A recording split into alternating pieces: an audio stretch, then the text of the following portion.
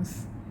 A matéria de hoje, na verdade, não é exatamente uma questão que a gente se depara com muita frequência, né, de discussão, né, sobre o nosso dia a dia forense como advogado, mas que tem uma relevância extremamente importante, né, da gente observar como advogado. Bom, o que a gente está falando? De prazos, né?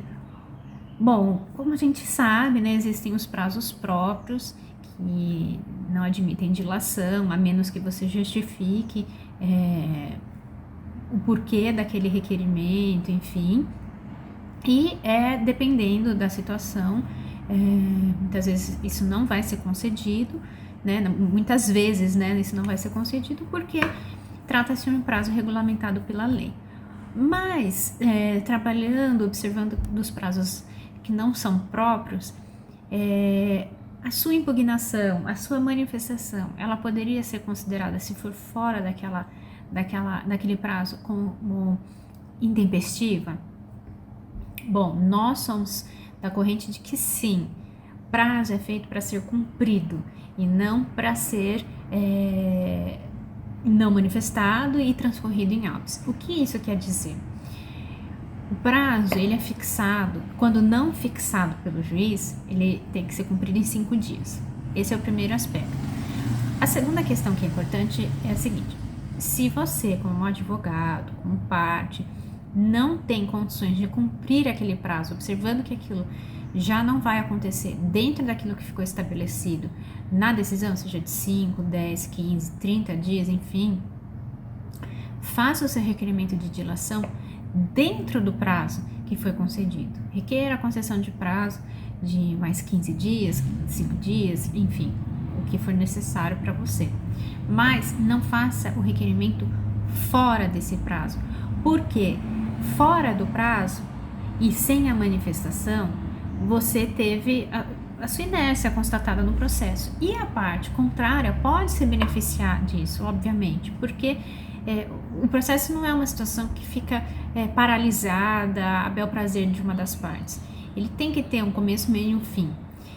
E apurando essa situação, que a parte contrária, que estava aguardando a manifestação, ou do réu, do autor, enfim, como for o caso, ela vai querer se beneficiar disso. Por exemplo, nos cálculos, se ele tinha 5 dias para impugnar, não fez a impugnação, e a parte contrária aguardando que aquilo fosse homologado, impugnado, ou seja, o que for, ela vai requerer a homologação depois de escoado esse prazo concedido de 5 dias.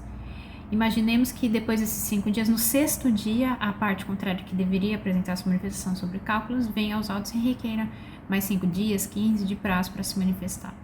Não, isso não é correto, porque a expectativa das partes é que aquilo fosse manifestado dentro de 5 dias, em até 5 dias, e não em 6 dias, em 7 dias. Então isso tem que ser observado. A parte que em tese foi lesada por isso, ela deve se beneficiar dessa inércia e deve bater sim no processo, no sentido de que aquilo deve ser beneficiado, até porque ela vinha cumprindo os prazos de uma forma correta, por exemplo, e a outra parte relapsa, não pode que isso se beneficie, mas sim beneficia a parte que vinha cumprindo, sendo diligente no processo. E nesse contexto é importante de observar sobre a questão da preclusão. A preclusão é a perda do direito de se manifestar sobre determinada situação nos autos, no sentido de que ela tinha oportunidade, optou pela inércia ou por uma manifestação genérica, e isso deve sim ser considerado para efeito de segmento do processo em benefício da parte que cumpriu o prazo ou que aguardava que a outra parte se manifestasse. Bom, não existe, como a gente falou no início, uma situação específica que regule essa questão. Existe sim a questão da preclusão, existe sim a questão da intempestividade, existe sim, quando não manifestado, quando não fixado o prazo pela lei ou pelo juiz, que aquilo deve ser cumprido em 5 dias. É uma situação que deve ser analisada caso a caso, mas aquele que deve se beneficiar dessa situação deve arguir isso nos autos, ao nosso ver, para que se beneficie, né, dessa situação.